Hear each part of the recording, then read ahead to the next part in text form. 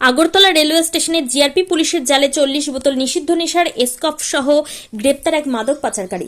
নেশার বিরুদ্ধে অভিযানে নেমে আবারও বড়সড় সাফল্য পেল আগরতলা জিআরপি থানার পুলিশ।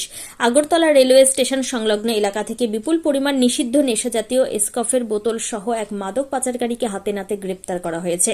ধৃত মাদক পাচারকারীর নাম কুমার দেব বর্মা, বয়স 23। সে পশ্চিম ত্রিপুরা জেলার মান্দাই থানাধীন পাটনি সাধুরাম পাড়ার বাসিন্দা দশরথ দেব বর্মার ছেলে।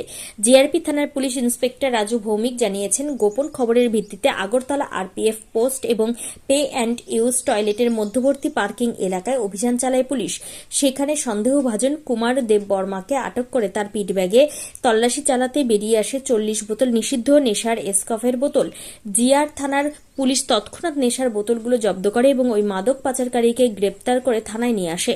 এই ঘটনার পরিপ্রেক্ষিতে ধৃত মাদক পাচারকারীর বিরুদ্ধে আগরতলা জিআরপি থানায় নির্দিষ্ট মামলা Agartala GRPS case number 2026 GRP 026 US 21C29 of NDPS act 1985 মামলা নথিভুক্ত করা হয়েছে।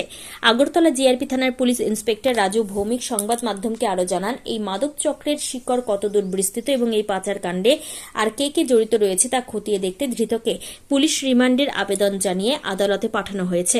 নেশামুক্ত ত্রিপুরা গড়ার লক্ষ্যে আগরতলা রেলওয়ে স্টেশন চত্বরে পুলিশের এই ধরনের নজরদারি ও অভিযান আগামী দিনেও জারি থাকবে বলে তিনি জানান।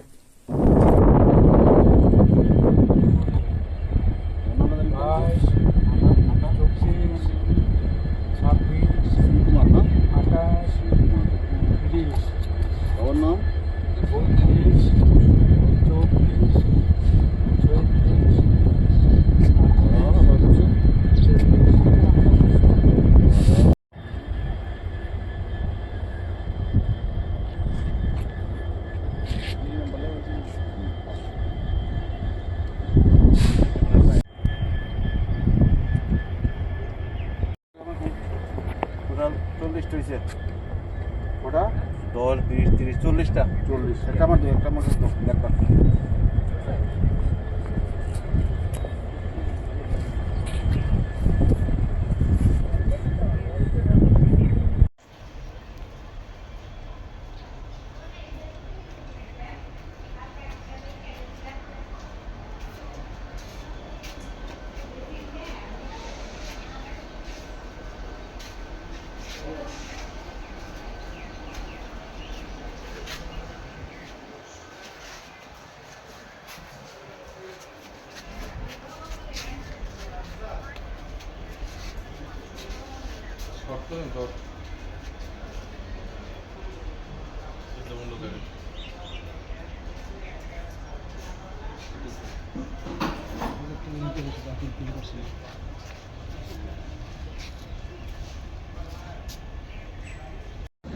আজ আমাদের আগরতলা জিআরপিএস থানার সাব ইন্সপেক্টর পঙ্কজ কুমার দাস এবং অন্যান্য স্টাফদের মিলে চেকিংয়ে বেরিয়েছিল।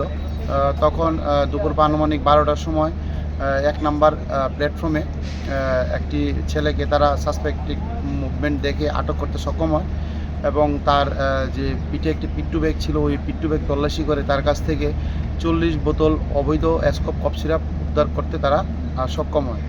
তারপর আমরা সেই মালগুলি তার কাছ থেকে এনডিপিএসের আইন অনুযায়ী বাজেয়াপ্ত করি এবং তার বিরুদ্ধে আমার আগরতলা পিএসে একটি মামলা গ্রহণ করি এবং বর্তমানে তার ইন্টারোগেশন চলছে। জিজ্ঞাসাবাদে জানায় তার নাম শ্রীরাম দেববর্মা, তার বাড়ি মান্দাই থানার অন্দরে পাটনি এলাকায়।